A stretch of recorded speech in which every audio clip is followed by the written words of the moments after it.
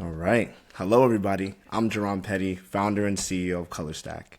This is a special limited podcast series to celebrate ColorStack's fifth anniversary, internally known as the Quinquennium, aka the Quinny. In this series, we're talking to some of the people who helped build the foundation of ColorStack.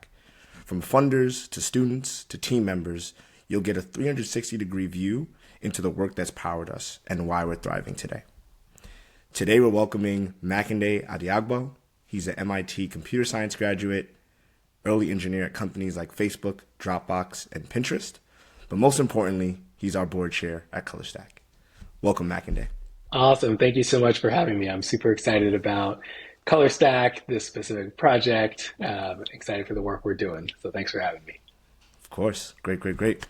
So we're going to go into, your support for ColorStack, but I kind of want to bring it back to, the earlier days of your career, right? Studying at MIT, working at top tech companies in the early days, you've witnessed a lot of growth, transition, evolution of the tech industry as a whole. So what was it like, studying at MIT, working at Meta when it was called Facebook, right? It seems like that's like the 1900s kind of joke. It's like working at Meta when it was called Facebook. The olden days. I mean, unfortunately, it was awesome. There's so much going on in Silicon Valley and around the country at that time. And specifically at Facebook at the time, I joined when I believe the company was about 300 people. Wow. And what I always say was awesome was you could do whatever you wanted. Yeah. And that's not to say, people are twiddling their thumbs sitting around, but every engineer was trusted to have an idea of what was important for the company, even if it didn't match leadership's, and go do those projects. And some things people tinkered with on the side and then let go because they weren't that applicable. But that's what led to so many awesome things like the like button, commenting, replies and comments, just different features around the site were just kind of homegrown and from the ground up without any central plan. So just super fun to work in an environment like that, especially straight out of school. Yeah, for sure. So that was your first job out of college? That was my first job. Wow. And they just, kind of threw you into the deep end. You had a day or two orientation, fix some bugs, and then figure out what to do. Throw you in the deep end. Move fast and break things, as they say. Yes. What were you working on at the time, and who did you meet along the way? And you could even broaden that to the following two roles, right? Dropbox and Pinterest. Like, what were you working on? What was most exciting? What did you learn? And who did you meet? Yeah, I worked on a variety of projects. I was kind of an engineer that liked to drift around. So a lot of my work was on photos, notes, groups, events, kind of the features that you see and used on Facebook at the time.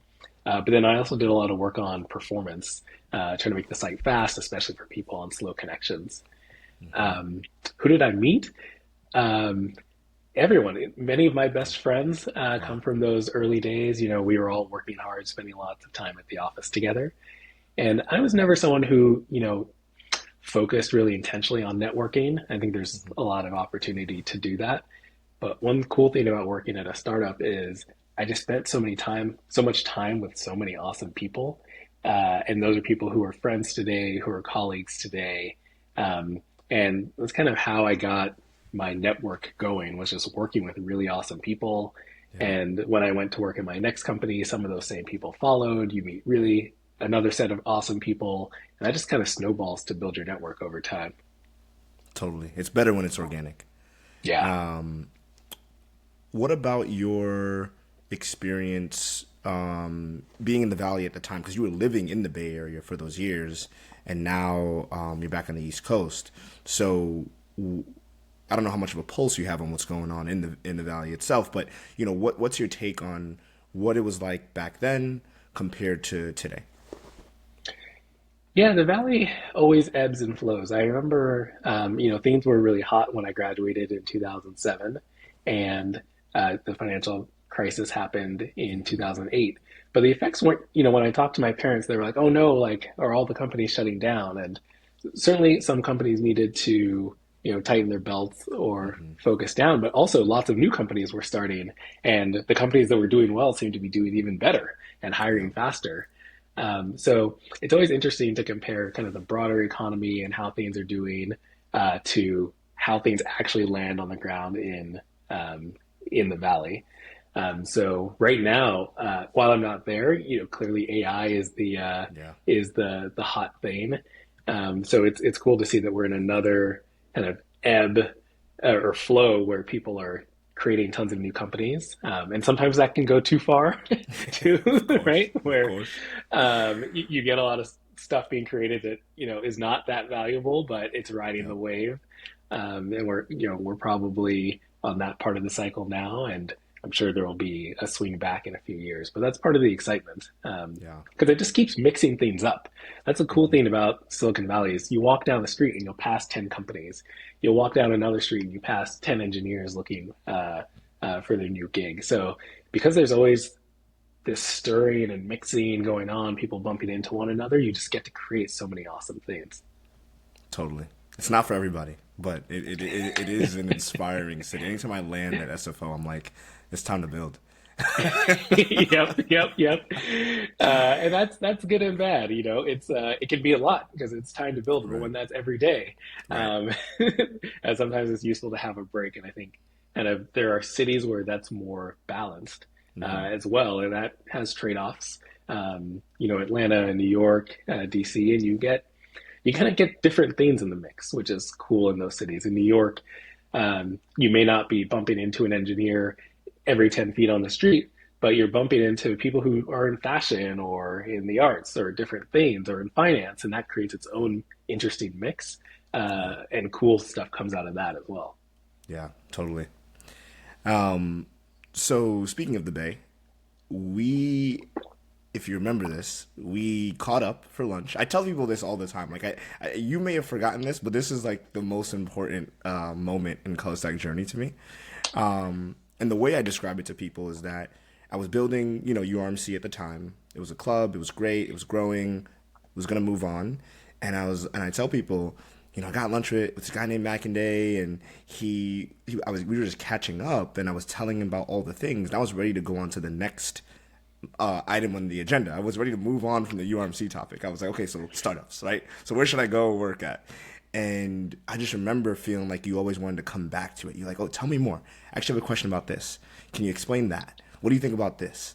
And and then I don't know if you remember this too, but later that night you kind of sent me these like paragraphs. It was like 9 p.m., 10 p.m. Like this guy he really thinks that this is going to be a big thing and this is needed.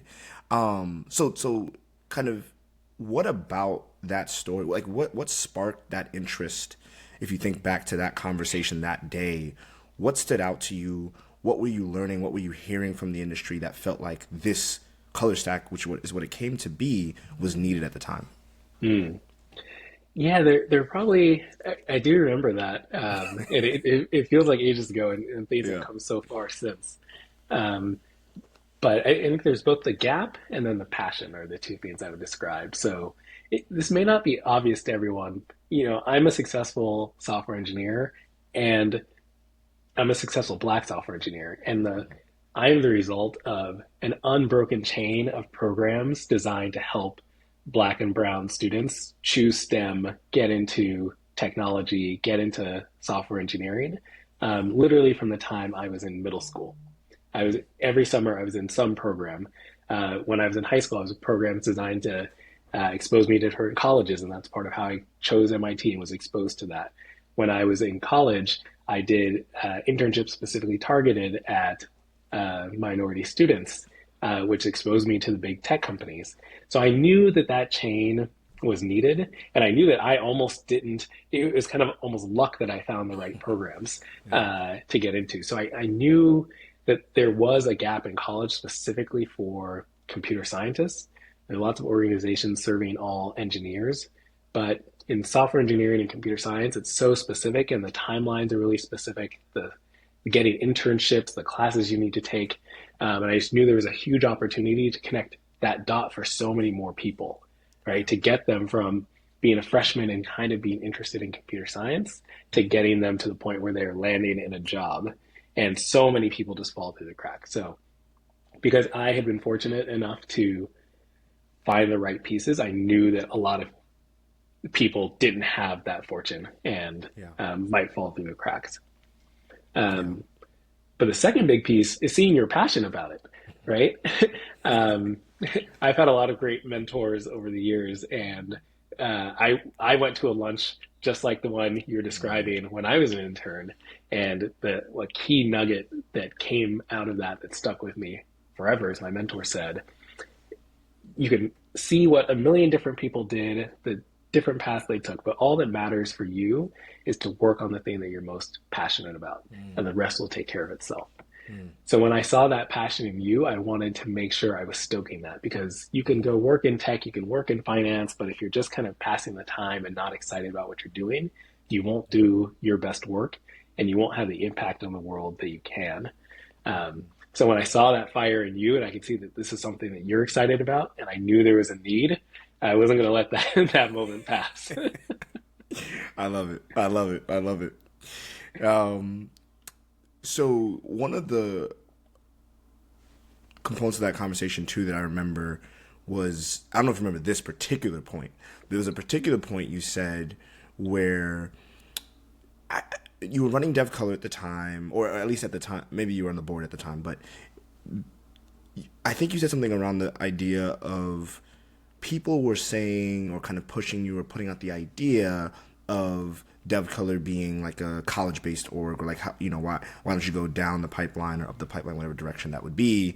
And I think you said something interesting at that conversation, which was you didn't believe that it made sense for an org specifically focused on mid-level to senior engineers to go to kind of morph into something serving more parts of the pipeline. And so what I took away from that conversation was you believed that there needed to be a separate org, the specific focus on the college part of the pipeline. And so can you just talk to me a little bit more about why you believe that to be true even before, we existed? Yeah. Um, I kind of learned that from my own experience. Mm-hmm. So DevColor actually started with this mission of supporting people from the time they were kind of freshmen in college through the senior levels. Mm-hmm. And what became apparent kind of on day one is that that freshman in college needs a very different set of things than the person who's 3 years into their career, than the person who is 20 years into their career.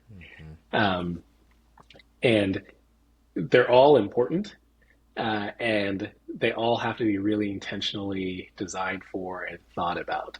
So we definitely couldn't start. I didn't believe that anyone could boil the ocean and do it all at once. So instead of trying to use a multi-tool to solve every problem, it's like, hey, let's build a really good hammer for mid-level engineers.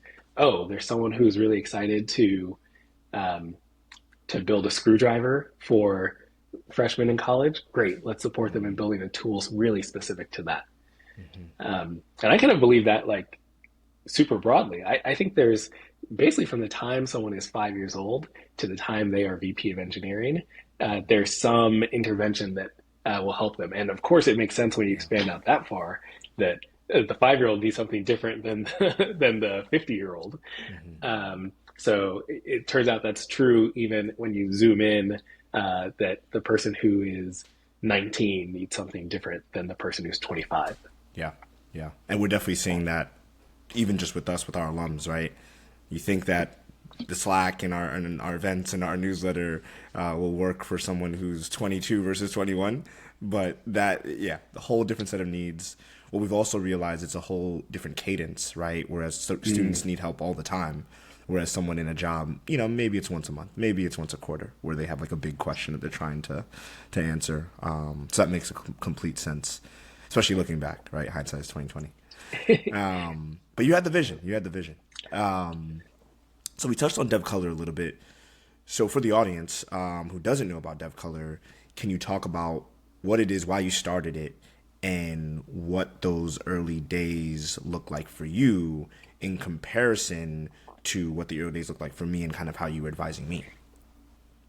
Yeah, happy to share a little bit about that. I mean, there's a really, really simple premise, is that I was fortunate to have a lot of people help me along the way. Like I said, from organizations and programs designed for minority students, but also just individuals that I was lucky to run into who gave me great advice or checked in with me along the way. And I realized, oh, I'm senior enough that I can have that same uh, I can provide that same support for the people coming up behind me. Are there other people like me who would like to support others? Are there other people like me who would like to continue to get support? Of course. What if I brought them together to provide that support? Yeah. And I think I realizing at the time, and I think this is something ColorStack has done a really good job of as well, but having just a really clear purpose um, is a great way to bring people together. Um, a lot of some of the organizations I was part of before, there was no clear purpose. Sure, we'd show up, we'd hang out, we'd go to organize a party. That's great. And then in 6 months, you're kind of ready to move on from that organization. Um, but one thing that we kind of hit the nail on the head with really well with Deaf Color was that purpose of you are here to get help and you're here to give help. And everyone is here to do both. Mm. It turned out that that was a really compelling thing that really drew people into the community. And it was polarizing. Some people are like, no, no, no, no. I'm just here to help other people on the side. And we're like, no, like you're here to give help and get help. And Yeah. it's okay if that's not for you right now. Hmm. When it is, the door is open. But until that moment, it's not.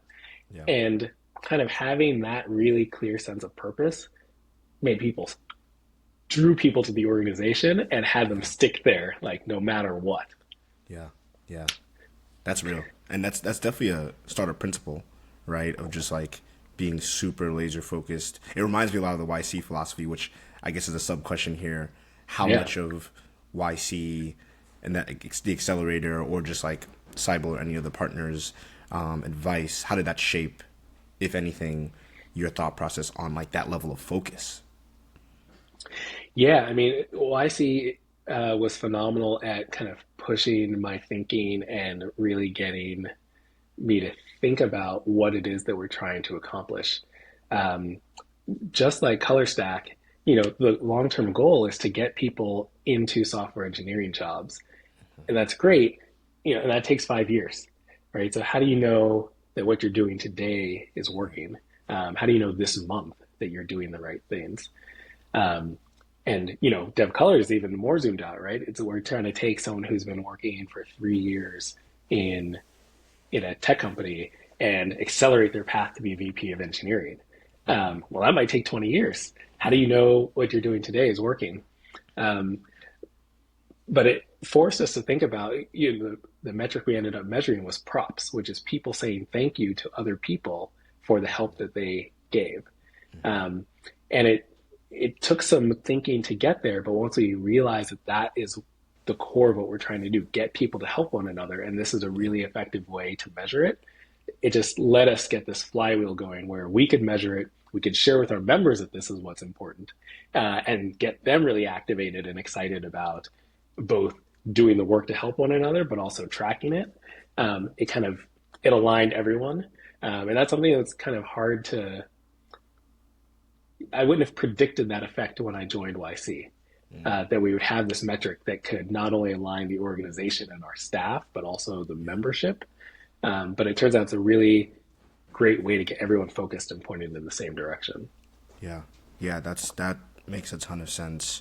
I think a lot of nonprofits follow the money because of how philanthropy works.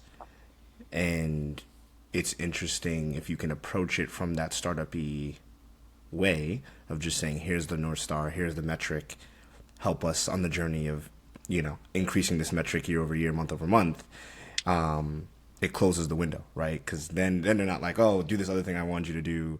You're like, no, no, no. Here's what we care about. Here's what should be funding, right? You're funding us, Yep. increasing that number. So on that note, lastly, on the Deaf Color piece, what did you learn from that journey that influenced like the advice that, or can you point to anything that you were like, okay, I'm advising you, Jehron, in this way because of this lesson I learned building depth color? Like, what were those things, if any? Yeah, it's and we talk a lot about the phases of the organization and kind of 0 to 1 and kind of 1 to 10. And I think the thing that I've always advocated for in 0 to 1 is to really stay true to the impact that we want to make. Like you kind of just highlighted that in the nonprofit world, there's oftentimes a split between what is the impact that we're making and then how do we talk about that impact or how do we sell that impact. And I feel like for a lot of organizations, the cart can kind of end up before the horse, where the fundraising process and the story you're telling ends up coming before the impact that you want to make on the ground. That's one thing I've really appreciated about ColorStack and encouraged us in our approach is to really focus on what is the impact that we want to make, and finding ways to drive that impact. We both are from the tech world, so when you're at a startup, you don't make a plan, set it in stone, and do it for 2 years, and then at the end of 2 years, ask if it worked, right? Like the startup software philosophy is, right, I'm going to put something out there, test it for a week or two, and see if it worked. And that's something we did a lot of at DevColor.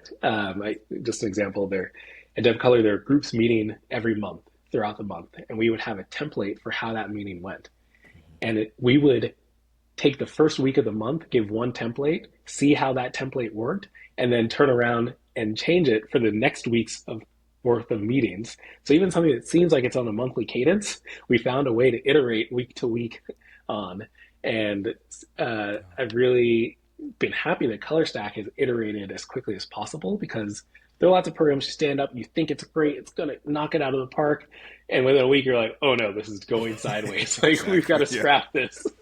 Yeah. And then there are little things that you like, oh, this is not going to be a thing at all, and it ends up being a cornerstone for a lot of people and a big source of impact. So really just being scrappy and finding those different ways to make impact and focusing on that, as opposed to the story and the fundraising, which I believe kind of needs to follow that impact. Yeah, that makes sense. Yeah, I really appreciate a lot of the wisdom that you've shared over the years, and just like overall the investment in the passion, like you said before, right? Where you saw this passion, you saw this opportunity, and you just kept going. You're like, hey, no, we got to keep growing this thing. We got to keep doing this thing. So I really appreciate that. Last two questions here. One, I don't think I gave these before, so you can take your time. One is, what's a moment from the journey, ColorStack's journey, but you could even think that year prior to launching it, where it was just you and me kind of figuring things out. What's a moment that really sticks with you, and why?